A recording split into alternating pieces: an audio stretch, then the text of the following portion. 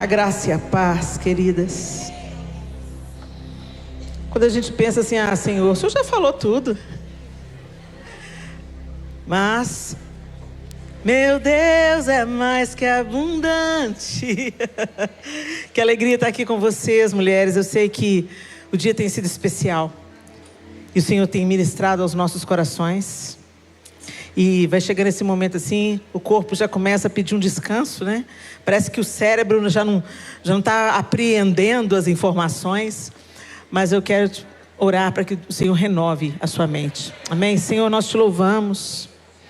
Nós estamos reunidas nesse dia em teu nome. O Senhor é a maior razão de nós estarmos aqui. Porque só o Senhor tem palavras de vida eterna. Ó Deus, que venha sobre cada uma de nós o teu renovo. Que os nossos ouvidos estejam atentos, o nosso coração receptivo para tudo aquilo que o Senhor ainda quer nos ensinar. Que o teu Espírito Santo tenha toda a liberdade de nos convencer daquilo que nós precisamos ser convencidas. Em nome de Jesus. Amém. Identidade. Eu acho que nos últimos anos, nas últimas décadas, nunca se discutiu tanto sobre esse tema. Identidade. A gente tem visto, ouvido tantas coisas do nosso tempo que estão diretamente ligados, conectados à questão da identidade. Essa palavra tem sido repetida inúmeras vezes, né? E a gente também escuta frases como: você é o que você come. Já ouviram isso? Tem que cuidar da alimentação e tal, porque você é o que você come. Também já ouvimos: você é o que você faz. Tem gente que fala o contrário: você não é o que você faz.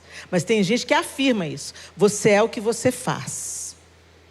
Também temos: você é a média das pessoas com as quais você mais convive. Então faz uma média das 10 pessoas que você mais convive. Você é isso aí. Você é o resultado da influência dessas 10 pessoas na sua vida com que você mais convive. É verdade que isso tudo pode influenciar, moldar algumas facetas da nossa identidade. Mas identidade não é isso. Identidade não é isso. Quem define a minha identidade? Você? Eu defino a minha identidade. Vocês acham que é isso? É a cultura vigente, a cultura onde a gente está mergulhado, é a cultura? Não. Ela pode ter, como as pessoas, os nossos relacionamentos podem ter influência, mas não é a cultura que define a nossa identidade. Mas nós estamos vivendo um tempo em que o relativismo nos permite definir a nossa própria identidade. E isso é uma coisa cultural. Então hoje, se você quiser ser um copo, uma taça, eu me sinto uma taça. Eu vou ser uma taça. Põe alguma coisa em mim, eu sou uma taça. Lá em Belo Horizonte teve uma mulher que casou com uma árvore. E a gente está vendo, gente, e às vezes para a gente pode parecer engraçado, né? Esse povo está doido, o que é isso? Um surto coletivo? Outro dia eu vi um vídeo de um tanto de gente de 4 latinos. Na coleira. Um guarda na Califórnia abordando um casal homoafetivo, e o cara que estava no volante falou assim: hoje, me dá o seu documento, hoje eu me identifico com um gato. E aí o guarda falou assim: ok, você que é o tutor dele? Para o companheiro dele: você que é o tutor? Ele falou assim: como assim sou tutor? Não, porque um gato não pode estar dirigindo. A vacinação dele está em dia?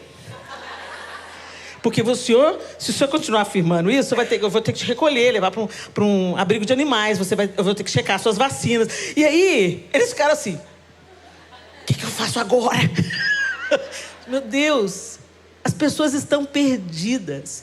Deve ter uns doidos que fazem isso por diversão, só para ver a cara do outro. Mas eu acredito que a maioria das pessoas, isso não é resultado de deboche, gente. Isso é resultado de um adoentamento psíquico, emocional, espiritual. E as pessoas estão buscando a sua identidade.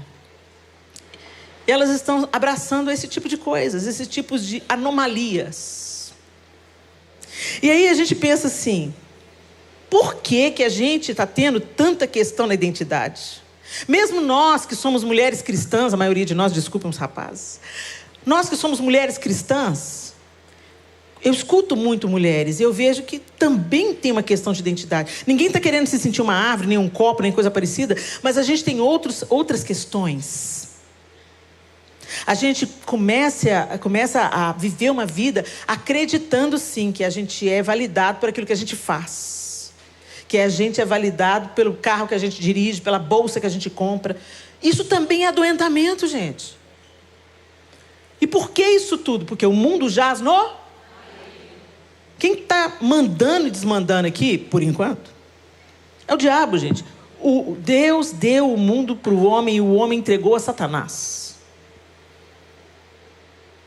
E a gente está vendo a reverberação de um mundo mergulhado no maligno.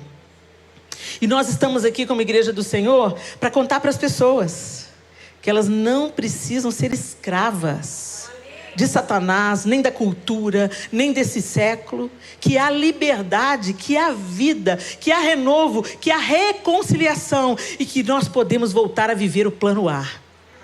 O plano que foi perdido lá no Éden. Jesus veio fazer reconciliação. Nós fomos reconectadas com Deus Pai. Mas outras coisas estão ditando a nossa identidade. Aí você vê mulheres dentro da igreja, às vezes há anos, mas totalmente ignorantes da sua verdadeira identidade. Então vamos nos lembrar. Gênesis 1, 26, 28, diz um texto muito conhecido. E Deus disse: façamos o ser humano à nossa imagem, conforme a nossa semelhança.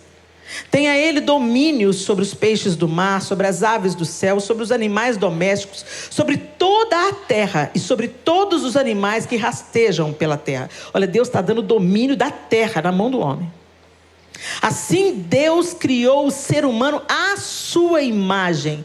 A imagem de Deus o criou. Homem e mulher os criou. Está bem definido isso aqui, gente? E Deus os abençoou e lhes disse: sejam fecundos, multipliquem-se, encham a terra e sujeitem-na. Tenham domínio sobre os peixes do mar, sobre as aves dos céus e sobre todo animal que rasteja pela terra.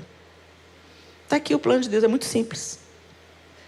Deus cria o homem, e o que me chama a atenção, e eu quero chamar a sua atenção nesse texto, uma verdade muito simples: a sua imagem e semelhança. Nossa, Helena, mas aqui, a coisa está feia aí.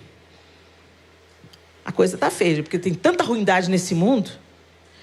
Eu já ouvi algumas pessoas falando assim: o homem foi criado em imagem e semelhança. Deus é isso aí? Não, Deus não é isso aí não. Deus foi criado, nós fomos criados em imagem e semelhança de Deus sim, mas a queda distorceu, corrompeu o projeto original. Nós fizemos a nossa escolha. A doutora Ilma colocou isso de uma maneira tão brilhante aqui, né? Sereis conhecedores do bem e do mal. O bem eles já conheciam. Então eles escolheram conhecer o mal, porque o bem eles já conheciam. Conheciam Deus. Conheciam todas as coisas do jardim. Tudo era bom. O bem eles já conheciam, mas eles escolheram conhecer o mal. E desde então, a decadência, o declínio vem se multiplicando. Mas Deus traçou um plano de reconciliação. Um plano para nos ajustar, nos reconciliar, para nós retornarmos à comunhão do jardim, o secreto. Nós fomos criados à imagem de Deus. E na queda isso foi corrompido. E o que foi corrompido junto? A nossa identidade. Vamos ver no dicionário. O que o dicionário diz sobre o que é identidade? Achei umas coisas interessantes lá. Identidade. Qualidade de idêntico. Primeiro conceito. Qualidade de idêntico. Paridade ou igualdade absoluta. Entendeu por que você está confuso na sua identidade? Conjunto de características físicas e psicológicas essenciais e distintivas de alguém, de um grupo social ou de alguma coisa. conjunto de características, nome, sexo, impressões digitais, filiação, naturalidade, etc., de um indivíduo, consideradas para o seu reconhecimento. É isso que o dicionário define como identidade. Aí a gente pensa, qualidade de idêntico. E Deus nos fez a sua imagem e semelhança. Então nós fomos criados para sermos idênticos a quem? Entendeu? Porque não interessa a Satanás que você se pareça com Jesus. Então a primeira semente que ele planta na discórdia que ele semeia é uma questão da identidade. E isso é assim desde que o mundo é mundo. Porque a primeira coisa que ele faz quando Jesus sai do batismo, é levado ao deserto para ser tentado, ele fala com Jesus o quê? Assim que ele encontra com Jesus, abre aí Lucas 4, vamos ver? Lucas 4, a partir do verso 1 diz assim: Jesus, cheio do Espírito Santo, voltou do Jordão, tinha acabado de ser batizado, e ouvido: tu és meu filho amado, em quem eu tenho prazer. Deus estava falando quem ele era. Tu és o meu filho amado, em quem eu tenho prazer. Aí ele foi levado ao deserto. Durante 40 dias, sendo tentado pelo diabo. Nada comeu naqueles dias, ao fim dos quais teve fome. Então o diabo disse a Jesus: se você é filho de Deus, mande que essas pedras se transformem em pão. Se Jesus tivesse uma questão na identidade, ele ia querer o quê? Ser validado por Satanás. Vou te provar. Jesus não tinha problema de identidade. Ele tinha acabado de ouvir: tu és meu filho amado, em quem eu tenho prazer. Ele não tinha que provar nada para ninguém, muito menos para Satanás. E é aí que a gente cai. É onde Jesus venceu, a gente cai. Porque quando o diabo vem falando: você é filha de Deus mesmo? Então por que essa luta está acontecendo com você? Você é filha de Deus mesmo? Então por que ele não escuta a sua oração? Você é filha de Deus mesmo? Se você é filha de Deus... O Senhor nunca falou para mim que ia ser fácil. Muito pelo contrário, Jesus falou: no mundo vocês terão aflições. Por quê? Nós estamos num contexto de queda. Jesus ainda não voltou, não reconciliou todas as coisas, não endireitou todas as coisas. Não são novos céus, não são nova terra. A gente está lidando com a nossa própria carne, que a gente tem que matar todos os dias. Então, nós estamos inseridos em um contexto onde nós recebemos libertação, salvação. Nós cremos, nós temos a viva esperança. E é isso que nos modela, e é isso que faz todos os dias a gente negar a nós mesmos. Mas a gente não está aqui a passeio, não. A gente está aqui também para influenciar outros e tornar essa boa notícia conhecida.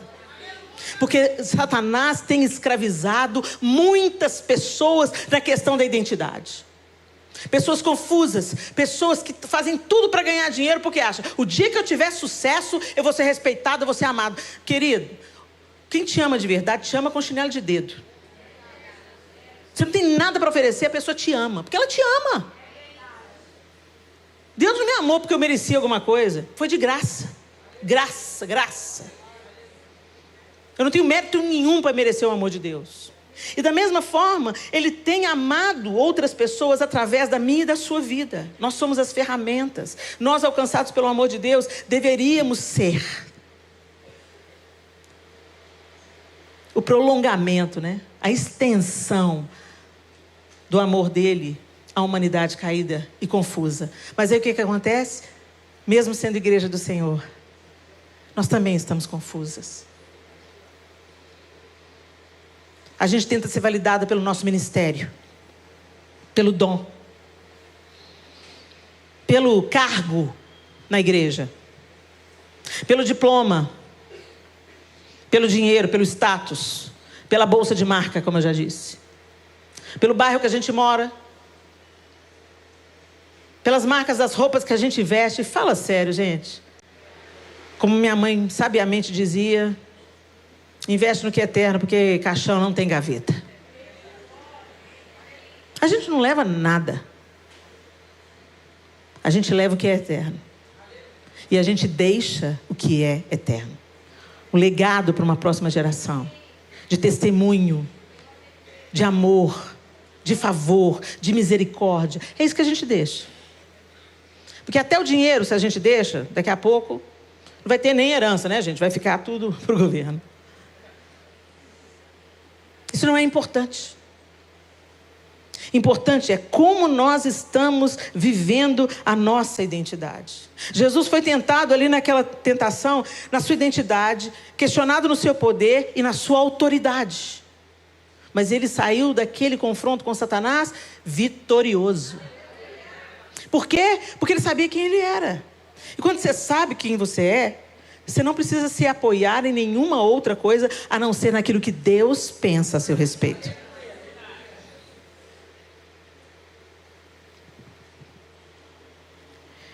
E aí lá em João 8, você pode abrir sua Bíblia? João capítulo 8, verso 12 e 14. De 12 a 14. O Evangelho de João no capítulo 8, nos versos de 12 a 14, diz assim: de novo, Jesus lhes falou dizendo, lhes falou quem? Para os fariseus. Eu sou a luz do mundo. Quem me segue não andará nas trevas, pelo contrário, terá a luz da vida. Então os fariseus lhe disseram: você dá testemunho de si mesmo. O testemunho que você dá não é verdadeiro. Jesus respondeu: ainda que eu dê testemunho a respeito de mim mesmo, o meu testemunho é verdadeiro, porque eu sei de onde eu vim e para onde eu vou. Mas vocês não sabem de onde venho nem para onde vou. Então, identidade, gente, tem tudo a ver com destino, com origem e destino. De onde a gente veio e para onde a gente está indo. É isso que define a nossa identidade. Você sabe de onde você veio. Aí você abre a sua carteira de identidade e está lá no seu documento, né? A carteira de identidade tem lá nome do seu pai e da sua mãe. Salvo alguns que têm pai desconhecido, que o pai não registrou. Mas a maioria esmagadora das pessoas, mesmo se foi um pai que foi ausente, que não criou, está lá o nome dele, na sua identidade. O pai e a mãe, depois que eles partirem, eles foram embora, já não existem mais nesse mundo, o nome deles vai continuar na nossa identidade, até o fim. É a sua origem. Você é o resultado do encontro da sua mãe com seu pai. Se a sua mãe tivesse casado com outro homem, não era você. Se o seu pai tivesse casado com outra mulher, não era você. Você só é você porque o seu pai e a sua mãe se juntaram. Então, hashtag fica a dica, abre parênteses. Está bravo com seu pai e com a sua mãe? Conserta bem. Conserta porque eles estão aí dentro de você, todo o tempo. Tem que perdoar? Perdoa. Honra teu pai e tua mãe. Helena, você não sabe o que você está falando? Meu pai é doente? Psicopata? Está preso? A Bíblia não fala para a gente honrar só os pais bonzinhos, não. Conserta. Pede perdão. Ah, não dá para conviver, ok. Não dá para conviver, está tudo bem. Mas em nome de Jesus, resolve isso. Se você é solteira, moça, resolve isso. Senão você vai levar esse problema para dentro do seu casamento. Se você é casada, resolve isso. Porque você pode estar passando uma ferida adiante com seus filhos. Fecha parênteses. Jesus sabia de onde ele vinha, ele veio do Pai. E quando nós nascemos de novo, a nossa identidade verdadeira e eterna é reconstruída. Quando nós somos reconciliados com Cristo, então agora nós voltamos para o jardim, para a comunhão com Deus Pai. Jesus veio e não apenas nos reconecta como criaturas, mas nos apresenta um Deus que também é Pai. Quando vocês orarem, vocês vão orar assim: Pai nosso. Tem outra coisa, o Pai não é só seu não, é nosso. Então do mesmo jeito que papai tem um plano para você, tem um plano para essa mulher que está do seu lado. A gente tem muita oração do egoísmo, né? Deus tem plano para mim, Deus tem uma vitória para mim, Deus tem vitória para a igreja dele, querido. Quando Deus está trabalhando com você, não é só sobre você. Quando Deus te provê com alguma coisa, não é só para você gastar consigo mesmo, não. Tudo que nós recebemos de Deus é para ser compartilhado. Tudo que nós recebemos de Deus é para servir a outros, para tornar Jesus conhecido. O Espírito Santo nos foi dado para que a pessoa, o caráter, as características de Cristo sejam vistas em nós e nos tornemos novamente idênticas. Idênticas. A quem? A Cristo. Para ouvir do Pai. Eis aí a Naíma. Ela é minha filha amada. E nela eu tenho prazer. Eis aí a Raquel. Marcelo, meu filho amado. Neles eu tenho prazer. Por quê? Pelos nossos próprios méritos? Não. Mas por causa daquele que deleita o coração do Pai e habita em nós. Mas será que a gente tem vivido assim, gente? Porque nós carregamos na nossa carteira de identidade o nome do nosso pai, o nome da nossa mãe. No nosso DNA, nas nossas características físicas, a gente carrega as características do nosso pai, da nossa mãe. A gente carrega até no temperamento. A gente carrega características que herdamos do pai e da mãe. A mistura dos dois, às vezes. Aquele filho que você mais briga com ele é o que mais parece com você, pode ter certeza. Mas o que está acontecendo na reconstrução da nossa filiação com Deus Pai? Será que nós temos permitido? Porque o negócio é o seguinte, gente. A gente sabe que a gente nasceu da carne. Estamos aqui. Todo mundo está vivo aí, gente? Você nasceu. Você está recebendo uma madeira até hoje? Graças a Deus. Se você está tudo ok com a sua saúde, você não usa mais fraldas. Sim ou não? Você anda com suas próprias pernas. Sim ou não? Você toma decisões. Porque você não é mais um bebê. Você cresceu. Você se desenvolveu. O problema hoje, e porque a nossa identidade vacila tanto, é porque nós nascemos de novo, mas não crescemos. A gente continua bebês espirituais. São o que o apóstolo Paulo chamou os bebês espirituais de crentes carnais. É aquela pessoa que é crente, ama Jesus, crê em Jesus, recebeu Jesus, reconhece Ele como Filho de Deus e recebeu o sacrifício e o perdão do Senhor. Nasceu de novo, mas não cresceu. Aí fica aqueles crentes caindo os dentes na igreja, dando trabalho.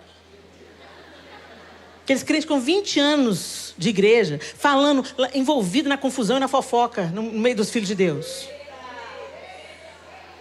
Eu não sei de nada, hein, gente? Ninguém me encomendou nada. Se eita tá rolando aí, deve ter algum BO aí, não tenho nada com isso. Resolvam o BO. Fecha sua boquinha para Jesus te dar vitória. E a vontade de Deus é que a gente desenvolva, que a gente cresça. O apóstolo Paulo, repreendendo a igreja, ele fala: sério que vocês ainda estão assim? Tomando leitinho ainda?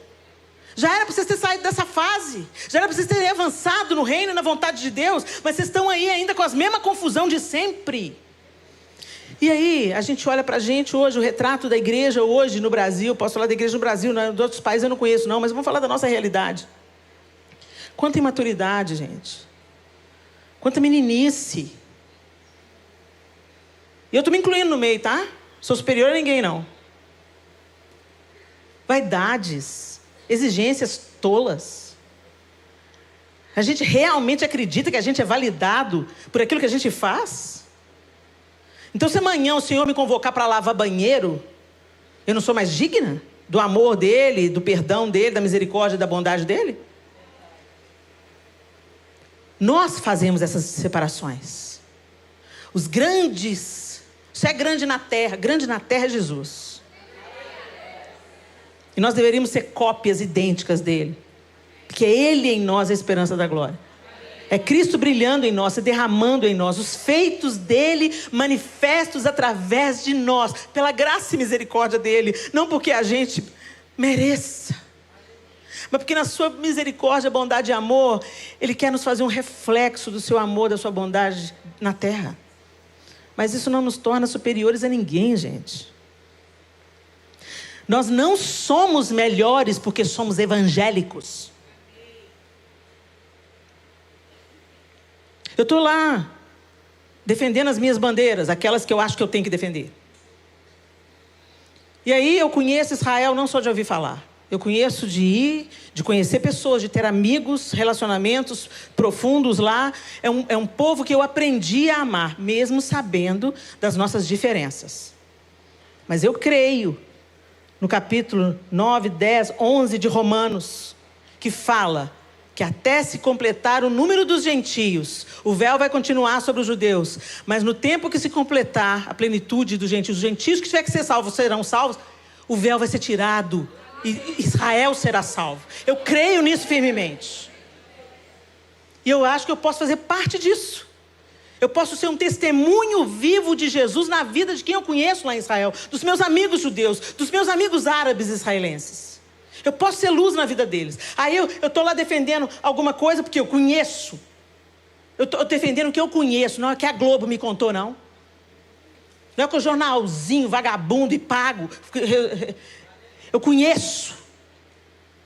Aí estou lá, pus um post para informar as pessoas o que está acontecendo. Aí vem alguém, você está defendendo Israel? Mas lá é a maior parada gay do mundo. Lá eles não creem em Jesus. Lá e aqui, querido. Lá tem parada gay? Aqui também tem.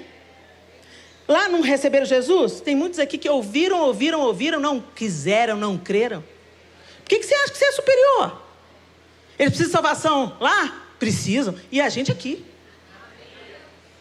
Entendi então a sua lógica. Se rejeitou Jesus e tem a maior parada gay, então merece morrer na mão do Hamas. Ah, entendi a sua lógica. Que amor evangélica.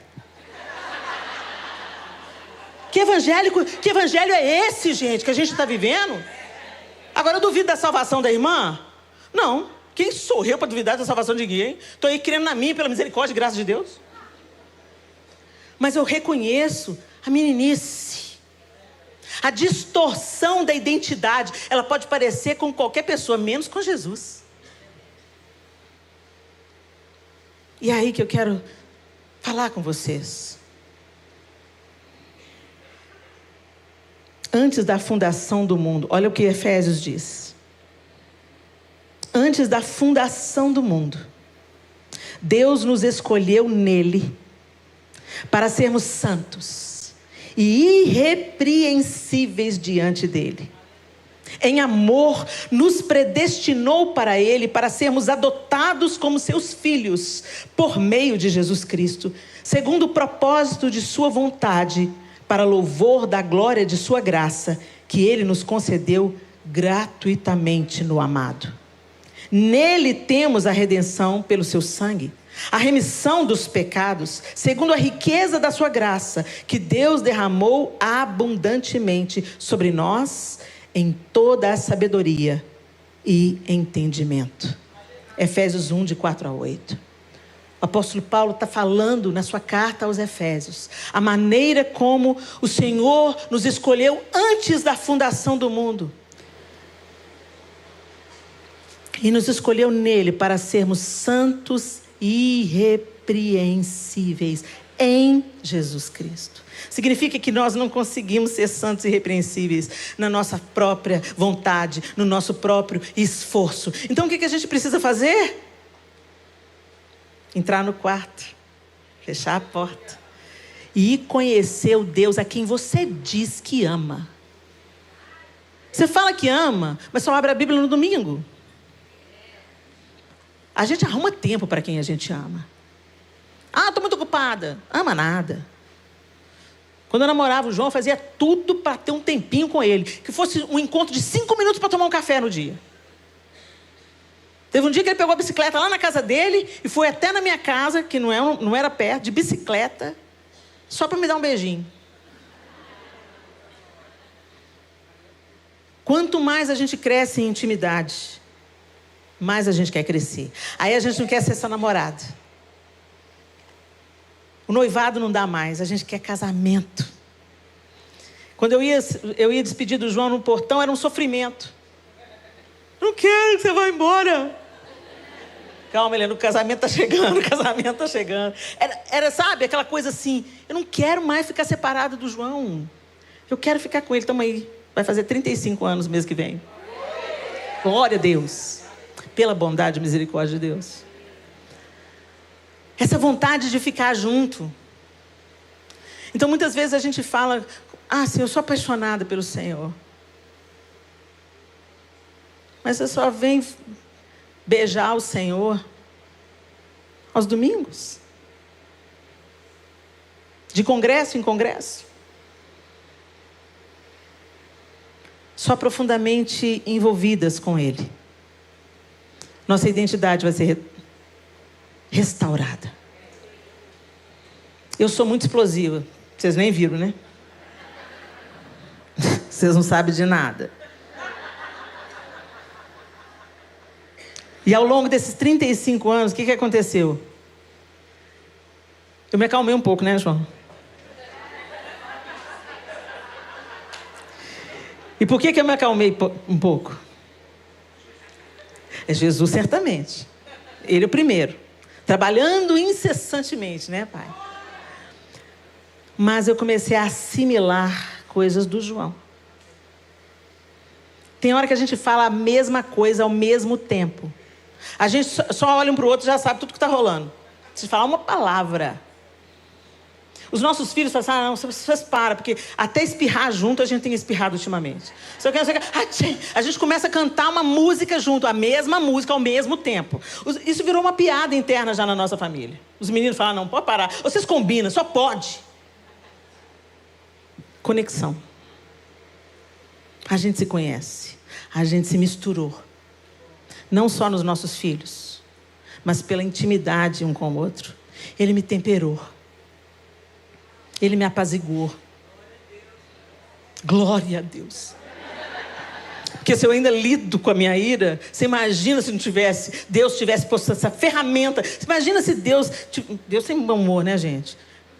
Mas Ele também é gracioso. Imagina se Ele põe um homem iracundo na minha vida. Não ia ter durado 1 ano, ia ter dado morte. Mas Deus colocou um homem manso, herdará a terra.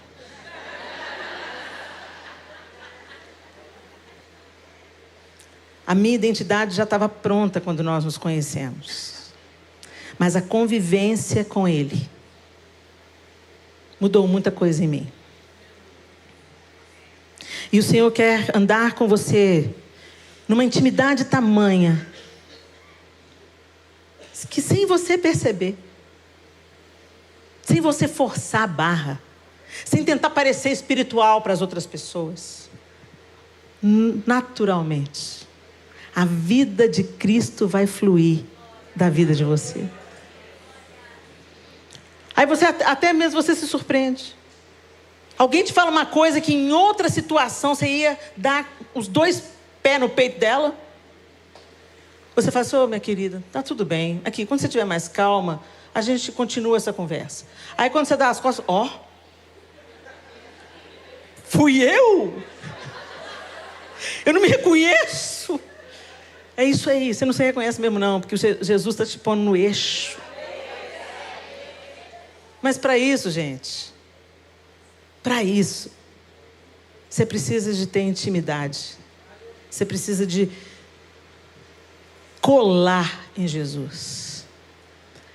A gente busca tantas coisas do Senhor. Senhor, me dá um marido. Senhor, me dá uma casa nova. Senhor, me dá um emprego. Senhor, me dá... A gente busca tantas coisas materiais, principalmente, né? Mas poucas pessoas falam, Senhor, eu não aguento mais, Senhor, ser mentirosa. Não aguento mais. Me ajuda, Senhor, eu não quero mentir. Seu Espírito Santo transforma a minha boca, a minha mente, transforma, me cura dessa mentira. Vai lá na raiz do problema, me mostra, me ajuda, me liberta. A gente não ora, Senhor, me perdoa a ira, Senhor, eu quero matar um e eu sei que isso não agrada o Senhor. Sabe, gente, a gente não busca o que a gente precisa buscar e o que a gente não precisa, a gente busca. E por isso, andamos como crianças. E a criança, o bebê, ele já vem com a personalidade dele lá. Já nasce com ela. Mas ela só é vista quando ele vai crescendo. Ele vai se expressando à medida que ele vai se desenvolvendo. E da mesma forma é a nossa identidade celestial. À medida que você cresce no conhecimento de Deus, na intimidade, no relacionamento com Ele, reconciliada com Deus Pai, através de Cristo Jesus, sendo transformada e forjada e equipada pelo Espírito Santo e a sua palavra, o fruto vai mudar. Porque a essência vai mudar. Em João 15, Jesus fala: eu sou a videira verdadeira e vocês são os ramos. Se vocês estiverem em mim e eu estiver em vocês, vocês pedirão o que quiserem e vos será feito. E sabe por que Jesus falou isso com essa segurança?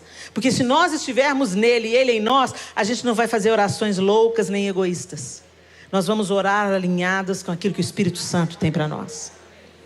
Vocês entenderam como é que é de fundamental importância que a nossa identidade seja restaurada? Deus nos vê. Deus nos criou. Deus providenciou a reconciliação com Ele. Jesus abriu um novo e vivo caminho. O véu do templo se rasgou para nós não precisarmos de nenhum intermediário a não ser Jesus Cristo, para nos achegar a Deus e voltarmos para o jardim, vivermos o plano A. Mas a gente vai, gente? Vai não. Porque é mais fácil a gente ficar na religião. Na religião, a gente mesmo adota as nossas transformações, a gente muda a roupa, a gente muda as palavras, fala o crentez fluente, pega todos os cacuetes evangélicos e pensa: sou grande na terra. Ô, gente, quanto mais a gente conhece Jesus, mais a gente entende o absurdo desse amor. Como que o Senhor pode me amar, Senhor? Quanto mais a gente conhece o Rei de toda a humildade, mais a gente tem consciência da nossa limitação, da nossa imperfeição, da nossa inconsistência, da nossa incompetência. Nós precisamos dele. Ainda no capítulo 15 de João, quando ele diz: sem mim nada podeis fazer. Mas a gente tenta. E a gente se arrebenta. E a gente estraga o testemunho público. E a gente fica envolvido em confusões na igreja, escândalos, tendo atitudes destoantes de um verdadeiro cristão. Sendo pedra de tropeço para tantos que o Senhor quer alcançar. Isso tudo é gerado onde? Na nossa identidade deformada. Porque não entendemos que o que Deus tinha que fazer, Ele já fez. Os olhos dele estão sobre toda a terra, buscando adoradores que o adorem em espírito e em verdade. Adoração é amor extremo, devoção absoluta, não é música. E esses são os que amam o Senhor. E os que amam ao Senhor verdadeiramente, não só de canções. Os que amam ao Senhor vão negando a si mesmos e vão se aproximando dele, até que de fé em fé, de glória em glória, né? Como a luz da aurora, vai brilhando mais e mais e mais e mais, até ser dia perfeito. A luz da aurora, ela começa pequenininha, vai rompendo a escuridão, pouquinho, fica aquela penumbra, depois começa a brilhar, brilhar, brilhar, o dia fica claro, e aí chega o sol do meio-dia, perfeito, tudo iluminado, não tem, o sol do meio-dia não produz sombra, ele está em cima. Esse é aquele grande dia que a gente vai ver Jesus, e aí finalmente nós seremos totalmente como Ele é. Mas até lá, minhas irmãs queridas, é como a luz da aurora, mais e mais, até ser dia perfeito. Amanhã a gente tem que ter a nossa identidade ainda mais fortalecida do que hoje. Depois de amanhã, mais do que amanhã. E assim a gente vai crescendo. E deixando Ele trabalhar em nós. Quando você entra para conversar com o Senhor, quando você se expõe ao ensino do Senhor através das Escrituras Sagradas, Você está se abrindo para que Ele faça o que só Ele pode. A gente consegue até um ponto de sucesso, até que alguém pisa no nosso calo. A obra perfeita, a obra completa, é a obra que vem de dentro para fora. E essa, só Ele faz. Satanás não pode atingir a Deus. Ele é criatura. Deus não está medindo forças com Satanás. Mas ele pode atingir outras criaturas. Bate em mim. Não bate em um dos meus filhos, não. Fala mal de mim. Não fala mal de um dos meus filhos ou do João, não. Satanás sabe como ele procura atingir o eterno. Não permita que isso aconteça através da sua vida. Que o Senhor, o Pai, olhe para você e fale assim: olha aí, filhinha. Ela é minha filha.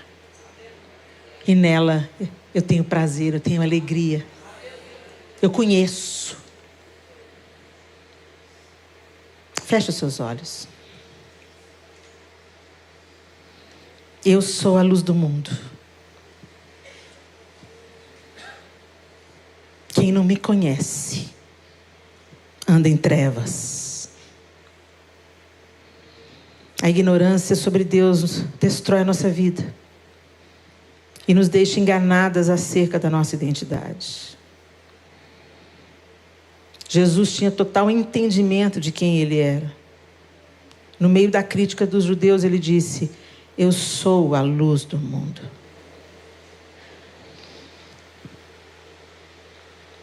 Como Ele tinha a sua identidade, como Ele tem a sua identidade definida.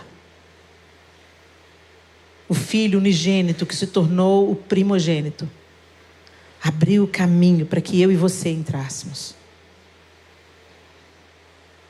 Ele é o padrão, não é a cultura. Jesus é o padrão, não é o status. Jesus é o padrão, não é o que você faz. A nossa identidade é restaurada em Jesus. Chegai-vos a Deus, e Ele se chegará a vós outros. Purificai as mãos, pecadores, e vocês que são de ânimo inconstante, limpem o coração. Afligi-vos, lamentai e chorai. Converta-se o vosso riso em pranto, a vossa alegria em tristeza. Humilhai-vos diante da presença de Deus, e Ele vos exaltará. Que você abra o seu coração.